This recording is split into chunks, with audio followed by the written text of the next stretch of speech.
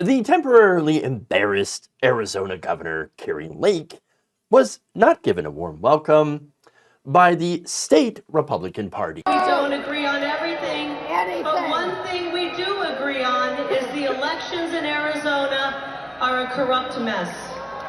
Can we agree that our elections are a mess in Arizona? You did No? it! Okay, yes, You there we did go. it! And I know that more than anybody. Ah, yes, Kari Lake knows that more than anybody. Wait, so what's going on? Well, this is in relation to a recording that Lake had made that went public, which actually ended the career of a state party chairman named Jeff DeWitt. So Kari Lake has gone from ending her own political career to ending other people's. Great, fun. And I know her political career isn't quite over because she is running for Senate. Nonetheless, the details here are super interesting. Now, according to this audio tape, she was offered a job, offered money, a bribe, if you will, to not run for Senate. Interesting. Now, in the released tape, DeWitt can be heard telling Lake, quote, "They are very powerful people that want to keep you out. They're willing to put their money where their mouth is in a very big way."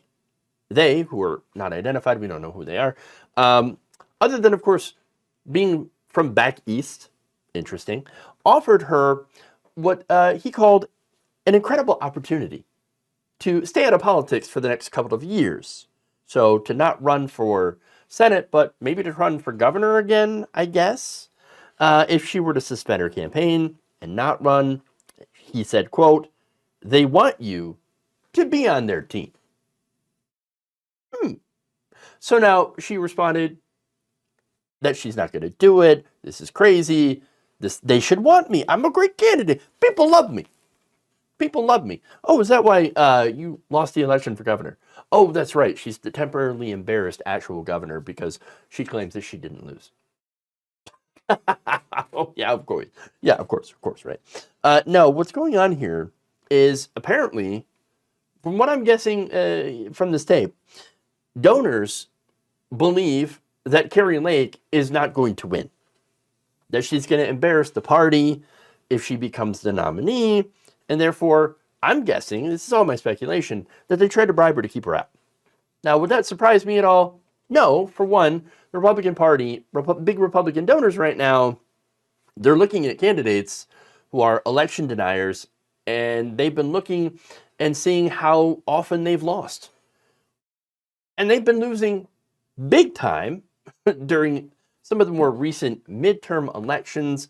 Election deniers and people who are basically obsessed with trans people and their genitals, and which ones they have, I guess, they've lost their elections. Why? The American people are not interested. They don't want election deniers running the government. They don't want transphobes running the government. They don't really care. Those are not the issues, right? They're not the big issues. They want people who, can run the economy and bring inflation down, things like that. Give them health care, okay? So they're not at all interested in these fruitcake candidates. Well, what do you think Kari Lake is? Fruitcake candidate, all right? Fruit Loop, fruitcake, whatever. So, again, doesn't surprise me to hear about a backroom deal or an attempt at a backroom deal, backroom bribe. In fact, look, this isn't the first time this has happened. It won't be the last. And there's probably so many instances of this happening that don't ever get reported, that people actually do take the bribes.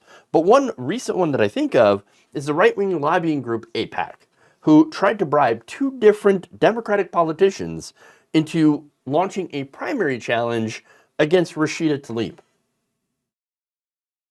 In fact, they offered $20 million.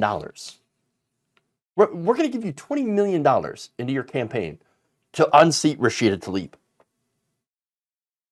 I'm not surprised to see all that money get thrown around. Now, do I think that Jeff DeWitt, his donors, the people that were backing him, in order to try to bribe Kari Lake, do you think they were going to offer her that much? No, I doubt it. I doubt. Sorry, Kari, I don't think you're worth $20 million. All right. That said, maybe a few $100,000, to keep her out of the race. whatever. But she said, no, I'm not going to take it. I'm not going to take the money. Now, that said, DeWitt has a different explanation, even though he resigned. So anything he says, I'm kind of suspect, because you don't resign if you haven't done anything wrong. But DeWitt responded saying that Lake had released a selectively edited audio recording of our private conversation, which she made while she was employed by DeWitt's company. I genuinely believed I was offering a helpful perspective to someone I considered a friend. Look, I'm going to say he probably did think that we're all friends here. We're all corrupt. So, of course, I take the money. So, of course, she's going to take the money. Oh, they always take the money. But Kari Lake did not take the money. Weirdly so. That said, it doesn't mean that Kari Lake is a good person for not taking an obvious bribe. Okay? I think it actually makes her look more delusional. Because think of the reason that she didn't take it. She thinks that Arizona loves her, that the voters love her, and that she's absolutely going to win. I don't know about that one. All right. That said, I'm actually really glad that she didn't take the money, didn't take the job offer, whatever he was offering. Why? Because I'm just really looking forward to loser Kari Lake losing again.